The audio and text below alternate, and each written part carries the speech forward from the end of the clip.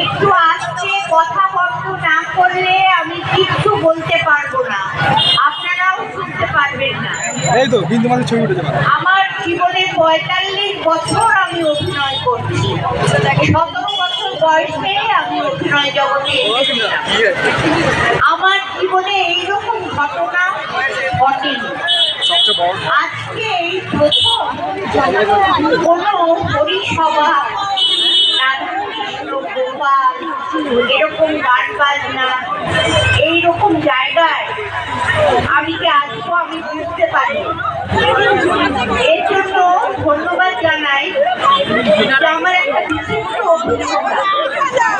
তাহলে কি গোপাল চাইলো বা রাধাকৃষ্ণ চেয়েছিল যে আমি এখানে আসি? জয় শঙ্কর ও বাবা লোকনাথ মানে ছোটবেলার লোকনাথ একটা ছবি করেছি, তাতে আমি একটা অভিনয় করেছিলাম।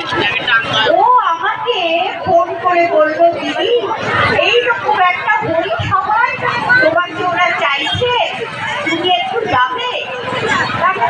আমি পরিসভায় কি একটু করি, বললে দেখো না ভালো লাগবে আমাকে বলেছে ওরা।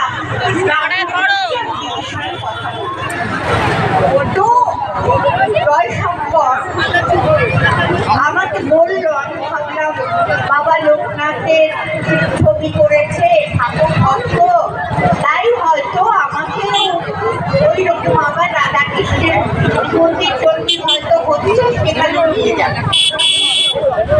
ঠাকুরের কি ইচ্ছে আমি জানি না, তার পাটা ভেঙে গেল পরে সে আসতে পারেনি। তার স্ত্রী মধুমিতা ও আমাকে নিয়ে এসেছে, ওই মধুমিতাই আমাকে এখানে নিয়ে এলো। আমি বারবার ওকে জিজ্ঞেস করছি যে আমাকে কি করবো পরিসভায়। ও বললো হ্যাঁ আমাদের দেখলে ভালো লাগে।